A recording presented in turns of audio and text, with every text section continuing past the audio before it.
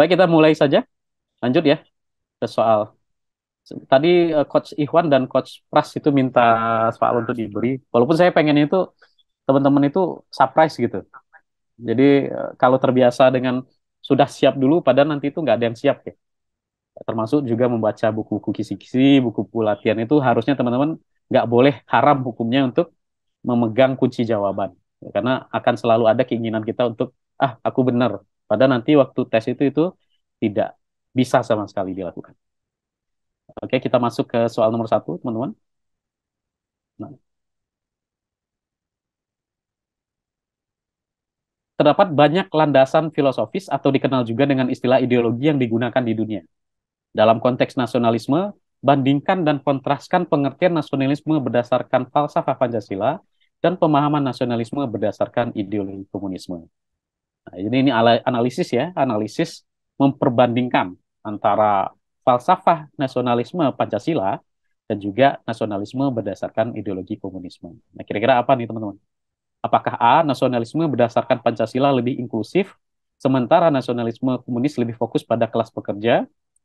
B, Pancasila dan komunisme sama-sama menekankan pentingnya persatuan dan kesetaraan? C, Pancasila dan komunisme sama-sama menolak ide nasionalisme? D, Pancasila mengutamakan nasionalisme sedangkan komunisme menolaknya?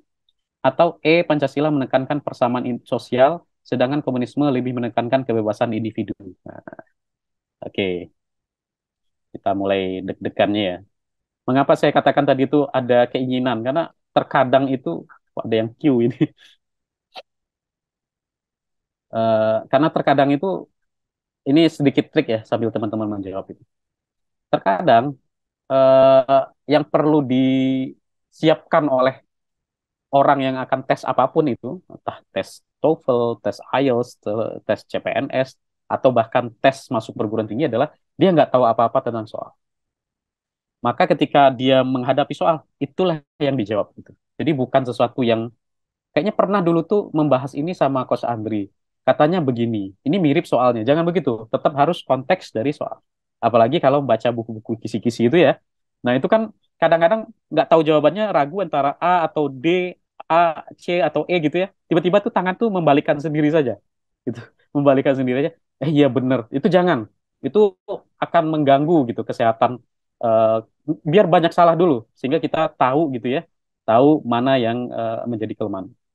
Oke, untuk hal ini, nih teman-teman ya, kita harus lihat sebetulnya. Yang pertama, Pancasila dan komunisme itu secara definisi atau dari apa istilahnya semangatnya itu adalah mengenai kalau komunisme itu komunal, gitu ya.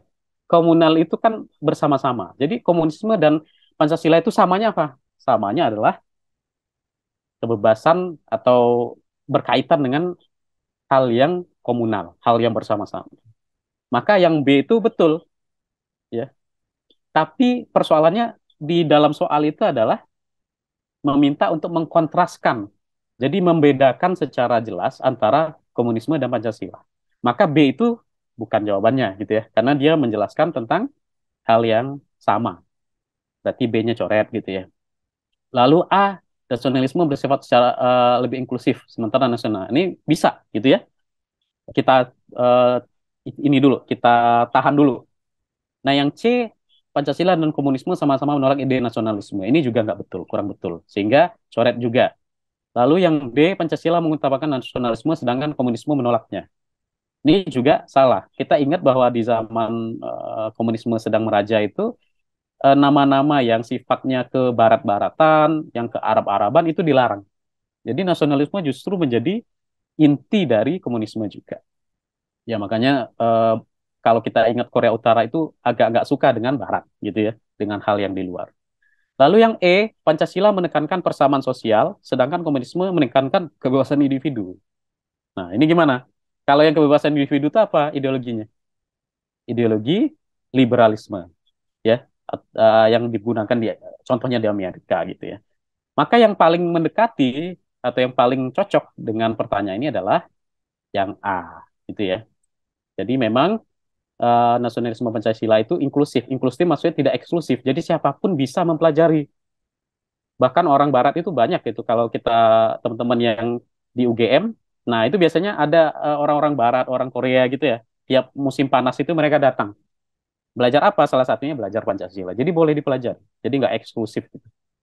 Nah, maka yang paling cocok adalah jawabannya A. Gitu ya.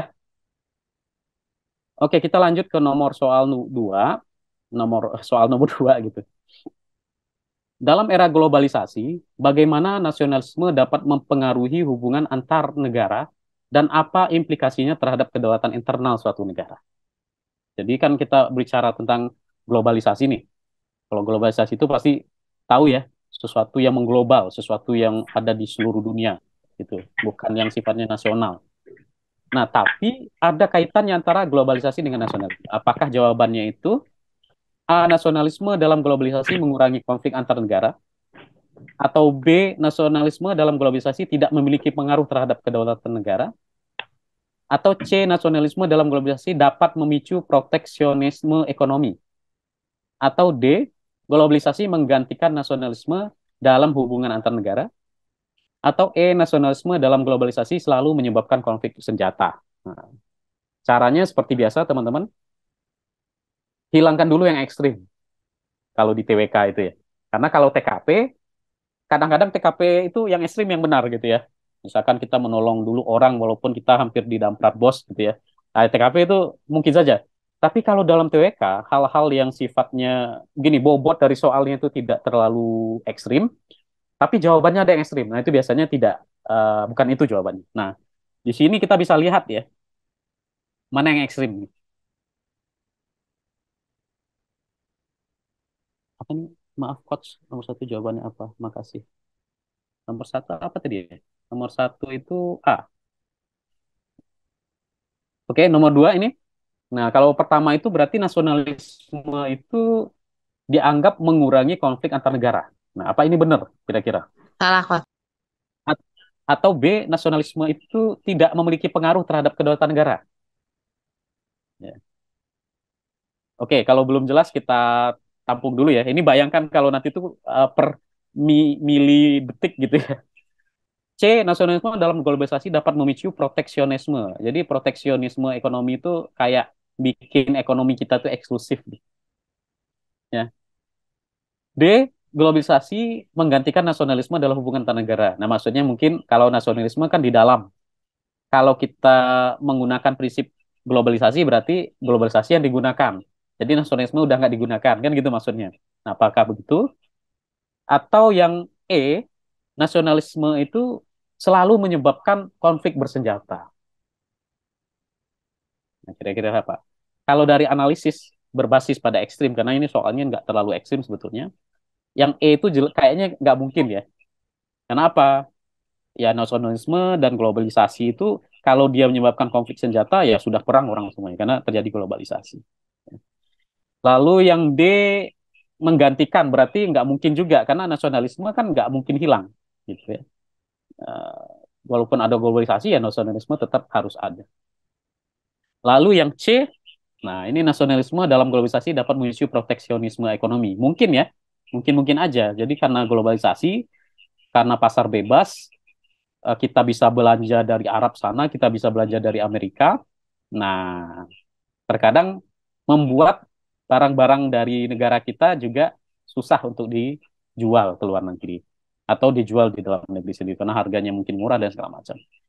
Atau B, tidak memiliki pengaruh. Jadi ya globalisasi nggak ada pengaruh, itu pure positif gitu misalkan. Atau A, nasionalisasi dan globalisasi mengurangi konflik antar negara. Dengan adanya globalisasi itu perang bisa dihentikan. Nah, kira-kira gimana? Ya, oke. Ya, kalau dari analisis ini ya, terhadap kedaulatan internal suatu negara, ini lihat ya kata kuncinya, ada kata-kata kedaulatan internal suatu negara. Implikasinya apa? Nah, yang paling agak mendekati itu adalah nasionalisme dalam globalisasi dapat memicu proteksionisme ekonomi. Ini yang terjadi. Artinya apa? Terjadi sistem proteksi nasional biasanya. Seperti apa di Indonesia? Menggunakan UMKM, ya, mendahulukan penggunaan produk dalam negeri, gitu ya. Nah, kalau A, kenapa tidak? Karena buktinya konflik antar negara justru terkadang terjadi persaingan bisnis antar negara. Nah, itu bisa justru memunculkan konflik. Ya. Maka yang paling sempurna, mendekati sempurna lah, di dalam soal ini adalah jawaban C. Itu ya. Oke, mudah-mudahan udah mulai ini ya, baru soal dua masalah.